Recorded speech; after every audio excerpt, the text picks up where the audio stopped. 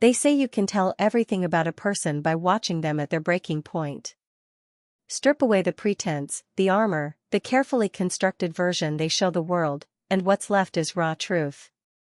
That's what Alessandro Dante learned the night he found a woman sitting alone on the steps of St. Catherine's Cathedral at 2 a.m, crying like her heart had shattered into pieces too small to ever put back together. What he didn't know was that saving her would cost him everything he'd built. And what she didn't know was that being saved would teach her she'd never needed saving at all, just someone who believed she was worth fighting for. The thing about rock bottom is that it doesn't announce itself with fanfare. There's no dramatic music, no slow-motion fall. One moment you're functioning, and the next you're sitting on cold stone steps in a city that doesn't care, wondering how you got here and if you'll ever find your way back. That was me. Madison Carter, 28 years old, with a master's degree in social work that felt increasingly worthless and a bank account that had gone from struggling to non-existent in the span of 3 brutal months. The cathedral steps were freezing. February in Chicago meant wind that cut through your coat like it had a personal vendetta, but I couldn't go back to my apartment. Couldn't face the eviction notice taped to my door, the final warning from the utilities company, the emptiness of a space that had stopped feeling like home weeks ago. So I sat. And I cried. Because sometimes that's all you can do when the universe has made it abundantly clear that your best isn't good enough. I didn't hear him approach. One moment I was alone with my misery, and the next there was a man standing 3 feet away, studying me with an intensity that should have been frightening but somehow wasn't. He was older than me, mid-30s maybe, wearing a coat that screamed money and carrying himself with the kind of confidence that came from never having to ask permission for anything. Dark hair, darker eyes, a face that looked like it had been carved from marble by an artist who specialized in beautiful devastation. "How long have you been here?" His voice was low, accented. Italian, definitely, with the music of it still threaded through his English. "I'm fine," I managed, though my teeth were chattering so hard it came out more like "fine."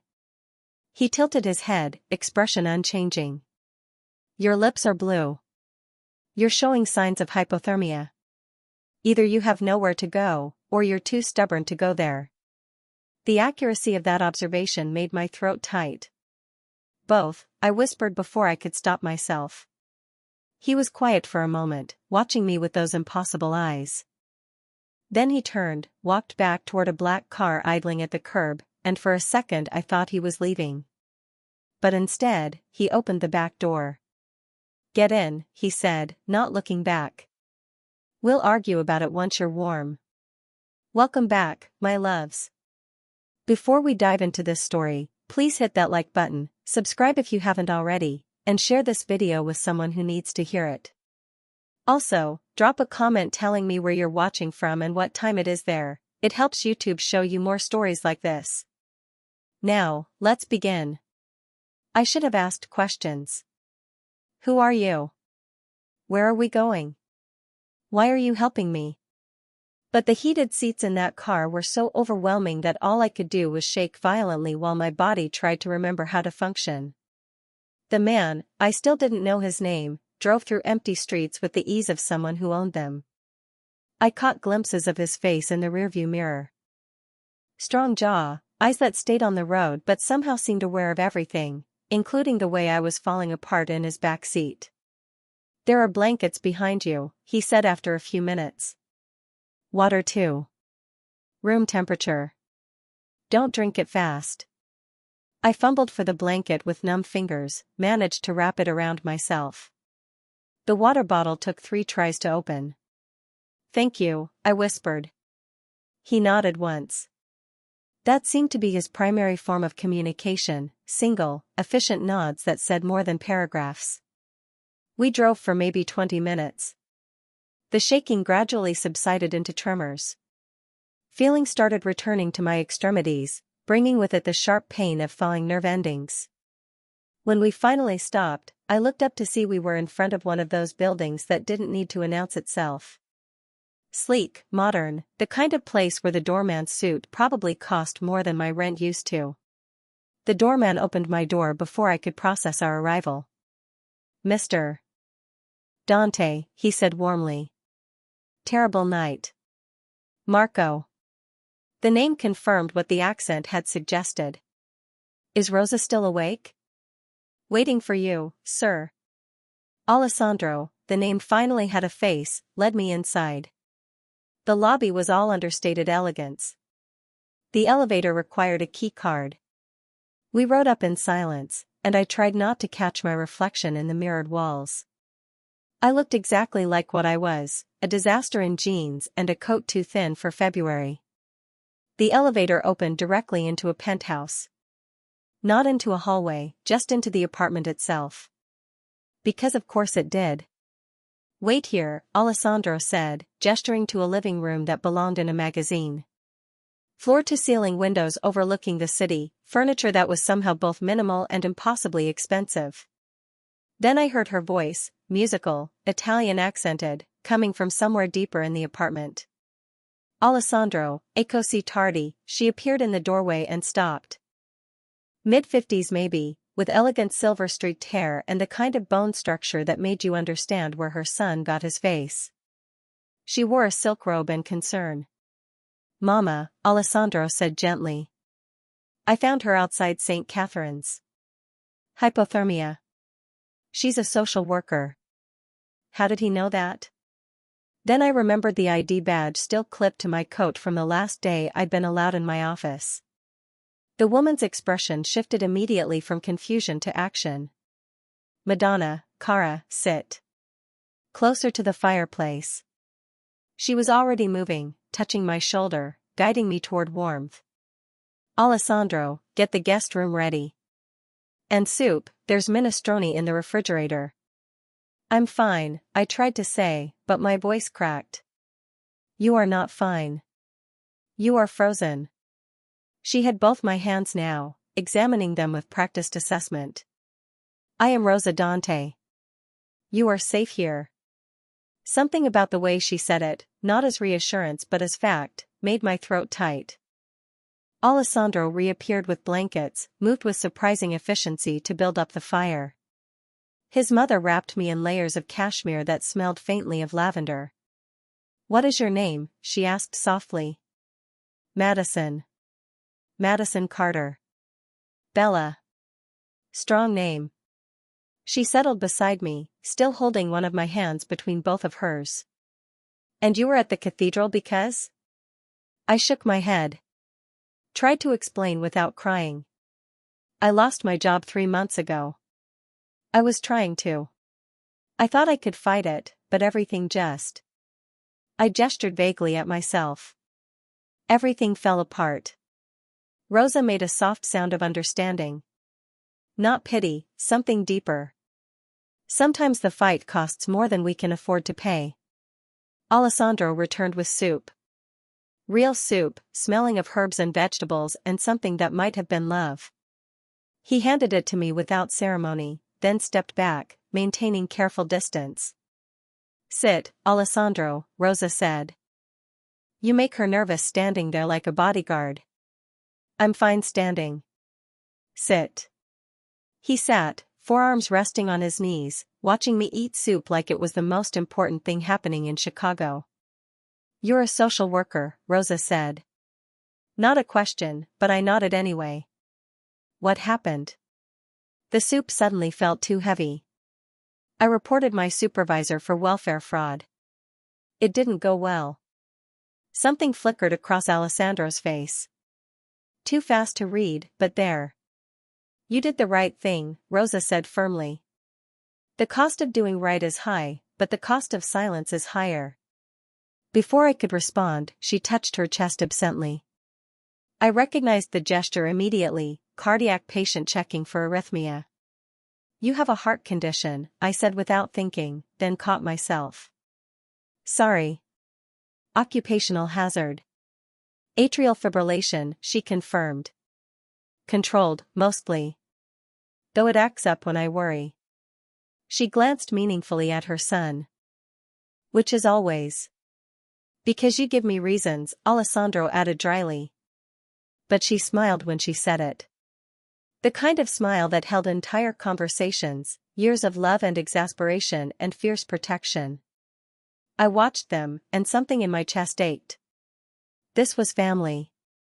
Real, complicated, present family, the kind I'd stopped believing existed after my own parents made it clear I was an embarrassment they preferred to forget.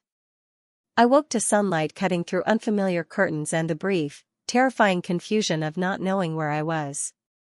Then it came back, the cathedral, the stranger, the penthouse that felt like stepping into someone else's life. The clothes Rosa had left fit surprisingly well. A soft sweater in dove gray, comfortable pants. I caught my reflection and barely recognized myself. Clean, warm, almost human. Voices drifted from the kitchen. I followed them quietly, old instincts making me move without sound. Rosa stood at the stove, stirring something that smelled like heaven. Alessandro sat at the island with espresso and a newspaper, reading glasses perched on his nose in a way that made him look unexpectedly approachable. "Ah, Bella," Rosa spotted me first. "You look rested." Sit. "I'm making frittata." "I should really go," I started, but even I didn't sound convinced. "After breakfast," Rosa said firmly.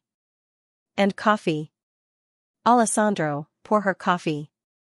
He stood without argument, pulled down a cup. "Cream? Sugar?" "Black is fine."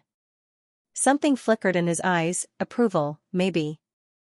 He handed me the cup, our fingers brushing for half a second. The contact felt electric, which was absurd. We ate in comfortable silence. Then Rosa's hand went to her chest, breathing changing. Shallow, controlled. I saw it immediately. "You're having an episode." "It's nothing," she waved me off.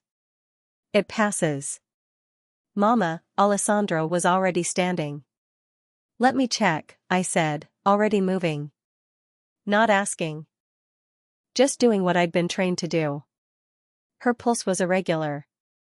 Too fast, then skipping. Classic AFib pattern. "Where's your medication?" I asked Alessandro. He was already moving to a cabinet, pulling out a prescription bottle. I guided Rosa to a chair, kept my fingers on her pulse, talked her through controlled breathing. Within minutes, her rhythm started to regulate. "You've done this before," Rosa said between breaths. "Cardiac cases were part of my training. AFib episodes are manageable if you catch them early." When I finally looked up, Alessandro was staring at me like he was recalculating something fundamental.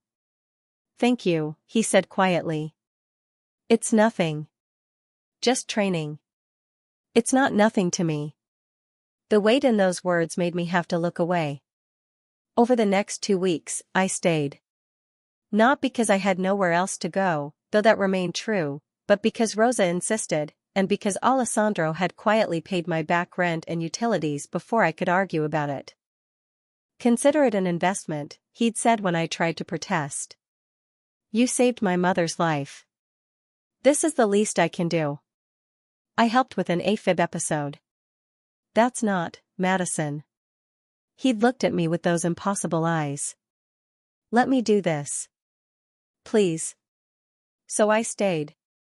Helped Rosa with cooking, monitored her health, tried to make myself useful while applying for jobs that never called back. The blacklist from my old agency had apparently spread farther than I'd anticipated. I also learned things about Alessandro that didn't fit with the image of the wealthy, powerful man who'd found me on cathedral steps. He ran import-export businesses. Legitimate ones, Rosa assured me, though the way she said it suggested complicated history. He worked too much, cared too deeply about people he wouldn't admit to caring about, and had built an empire from nothing because his father had died when Alessandro was 19, leaving him responsible for his mother and younger sister. "Where is your sister?" I asked one evening. We were in the kitchen, Alessandro making dinner while Rosa rested, me chopping vegetables with the precision of someone who'd learned cooking from YouTube. His knife stilled for just a second. "Elena died 4 years ago. Car accident." The pain in those words was so carefully controlled it hurt to hear. "I'm so sorry." She was 23. About to graduate medical school. He resumed chopping with forced steadiness. She wanted to open a clinic in our old neighborhood. Help people who couldn't afford care. That's beautiful. It should have happened. His jaw tightened. I had the money, the resources. I could have made it happen while she was alive, but I was too focused on building the business, on making sure we'd never be poor again. And then she was gone, and all that money meant nothing. I set down my knife, moved closer. Alessandro, I'm telling you this, he interrupted, because I see you doing the same thing. Punishing yourself for a system that failed you. Carrying guilt that isn't yours to carry. I reported fraud. People lost their jobs because of me. People who were stealing from families who needed help. His eyes found mine. You did the right thing, Madison. The fact that it cost you everything doesn't make it wrong. It makes the system wrong. Something shifted in my chest. Not healing, that would take longer, but the first crack in the armor I'd built around my guilt. But what happened next changed everything. 3 weeks after Alessandro found me, I was coming back from a job interview that had gone nowhere when I saw them. 2 men in suits, watching the building in trance with the kind of focus that set off every alarm in my social worker brain. I called Alessandro immediately. There are men watching your building. 2 of them. They look wrong. Where are you? His voice had gone cold, controlled. Half a block away. Stay there. Don't come closer. I'm sending Marco. Alessandro, but he'd already hung up. Marco, the doorman, appeared within minutes. He was also apparently much more than a doorman, based on the way he moved, military precision, eyes constantly scanning. He got me inside through a service entrance. Upstairs, Alessandro was on the phone, speaking rapid Italian that sounded increasingly hostile. Rosa sat on the couch, worry etched into her face but not surprise. She'd seen this before. What's happening? I asked when Alessandro finally hung up. He looked at me, and I saw the calculation in his eyes. The decision about what to tell me, how much truth I could handle. Someone's been making moves, he said finally. Testing boundaries. They saw you coming and going from here. They think you're a weakness, I finished. They think I'm someone you care about, so I'm leverage. He didn't deny it. I've handled it. They won't come near you. How did you handle it? Madison, how? I insisted. Rosa stood. Alessandro made it clear that touching you would be the last mistake they ever made. She said it calmly, like discussing the weather. And when my son makes such promises, people believe him. I should have been frightened. Should have run. But all I felt was anger, not at Alessandro, but at the fact that even here, even in this safe space I'd found, I was still someone's target. I'm not helpless, I said quietly. I've dealt with domestic abusers, drug addicts, people who threatened to kill me for removing their children. I know how to handle dangerous men. These aren't the same, Alessandro said. Aren't they? I met his eyes. Violence is violence. Power is power. The suits might be more expensive, but the fear tactics are the same. Something like respect flickered across his face. You're right. I apologize for underestimating you. Don't do it again. Rosa laughed, surprised and delighted. Oh, I like her, Alessandro. I like her very much. That night, we talked. Really talked. About Elena and the clinic she'd never gotten to build. About my parents who'd disowned me when I chose social work over the finance career they'd envisioned. About the ways we'd both learned that doing right often meant standing alone. I want to build it, Alessandro said suddenly. We were on the balcony despite the cold, looking out at the city. Elena's clinic. I have the money, the resources. I just need someone who knows how, I finished. He looked at me. Would you? Would I what? Help me build it. Run it. Make it what she dreamed. He paused. I know you're looking for jobs. I know the blacklist is making it impossible. This wouldn't erase that, but it would be something. Purpose. A way forward. My heart hammered. Alessandro, I can't just, yes, you can. Rosa appeared in the doorway with blankets, because of course she'd been eavesdropping. You can, and you should. Build something good from all this pain. Both of you. I looked between them, this fierce, complicated family that had taken me in without question. Why? I whispered. Why do you believe in me when everyone else gave up? Alessandro stepped closer. Because I've spent my whole life learning to read people, Madison. It's how I survived. And when I look at you, I see someone who refuses to break no matter how hard the world pushes. That's not weakness. That's the strongest thing there is. The clinic opened 6 months later. In Alessandro's old neighborhood, exactly where Elena had wanted it. A place where people could get help without judgment, where social workers actually gave a damn, where the system worked the way it was supposed to. I ran it. Alessandro funded it. Rosa volunteered there twice a week, her warmth putting frightened families at ease. And somewhere between planning meetings and late-night budget reviews and the shared purpose of building something meaningful, I fell in love. Not with the wealthy businessman who'd found me on cathedral steps. With the man who stayed up until 3 a.m. researching trauma-informed care. Who learned the names of every family we served. Who held my hand when I cried about the cases we couldn't save and reminded me that we were saving the ones we could. I love you, I told him one night. We were in the clinic after everyone had left, surrounded by patient files and hope. I don't know when it happened, but I do.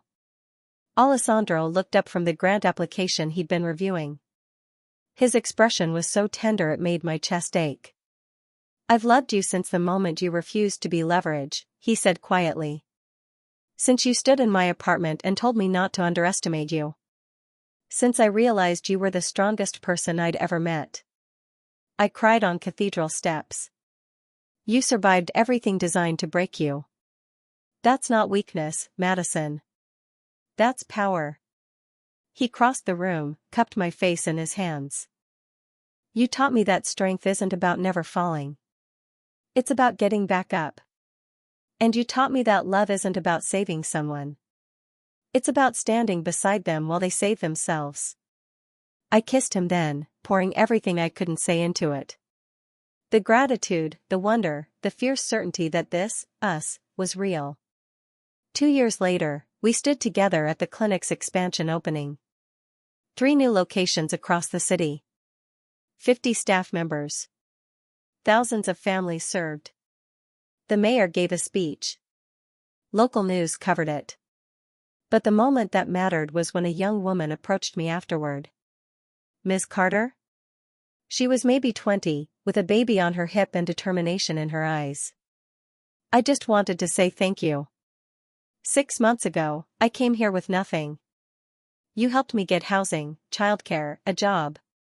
You gave me hope when I thought I was done. My throat tightened. You did the work. We just provided resources. You provided more than that. She touched my arm. You provided belief. You looked at me like I was worth fighting for. That changed everything. After she left, Alessandro pulled me close. That's why we do this. It's not enough, I said. There are still so many people falling through the cracks. So we build more clinics. We fight for better policies. We keep going. He kissed my temple.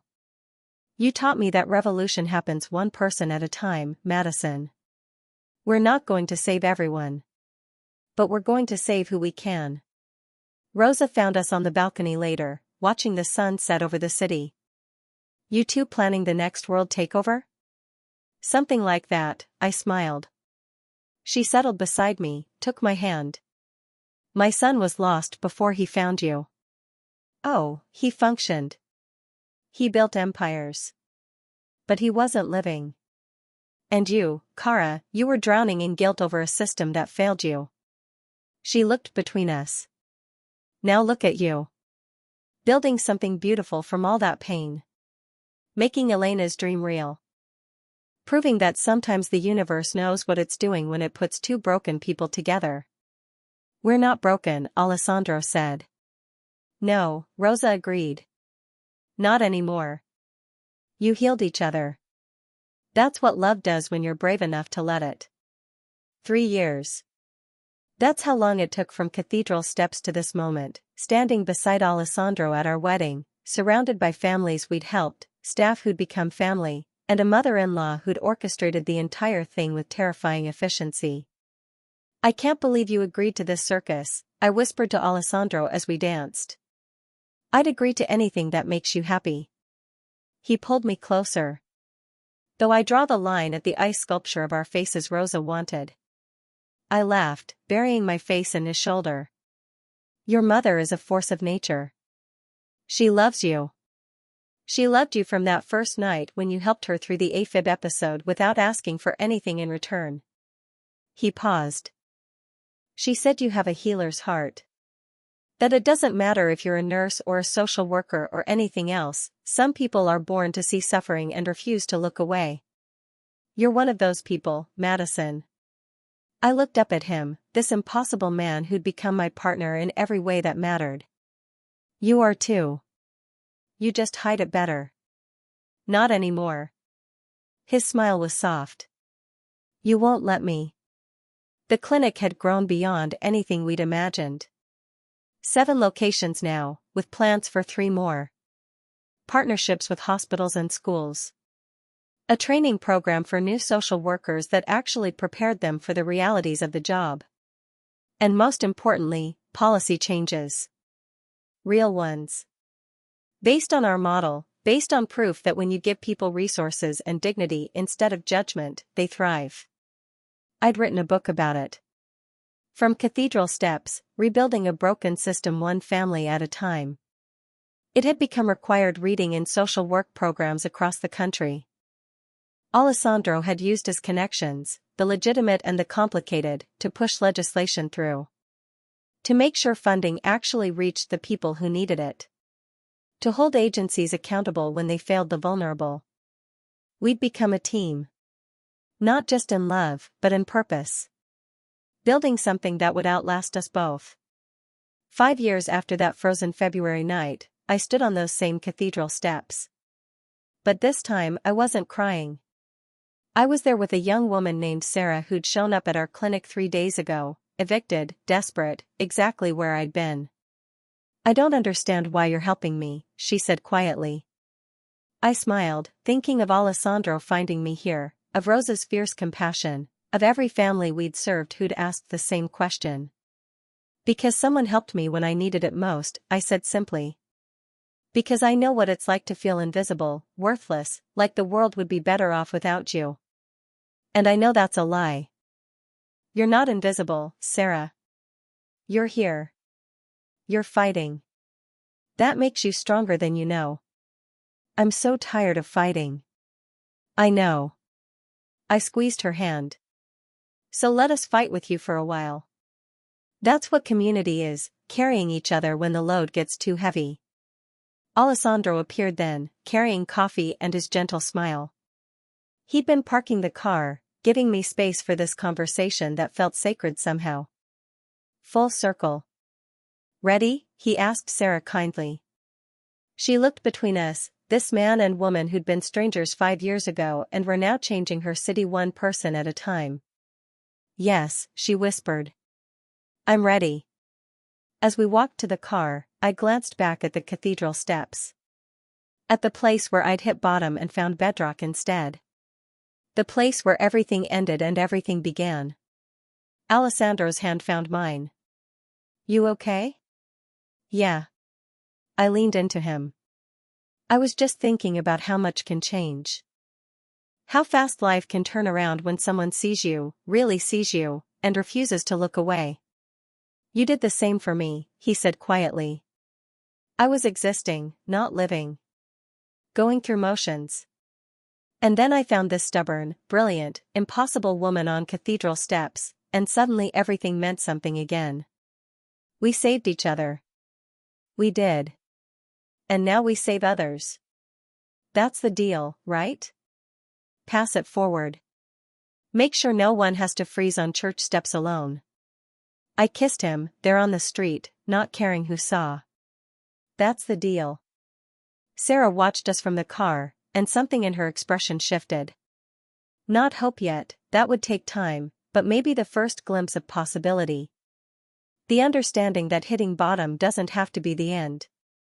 Sometimes it's just the place where you finally stop falling and start climbing. To every woman reading this, your worth isn't measured by the systems that failed you. Your value isn't determined by the people who couldn't see it.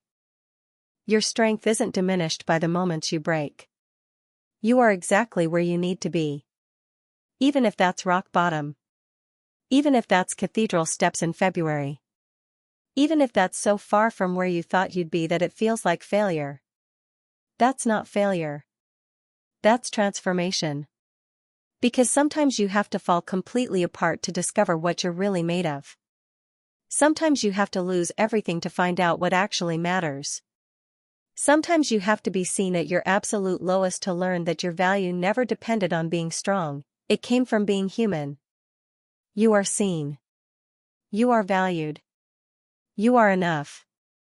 Exactly as you are, right now, in this moment. And somewhere out there is your Alessandro. Your Rosa.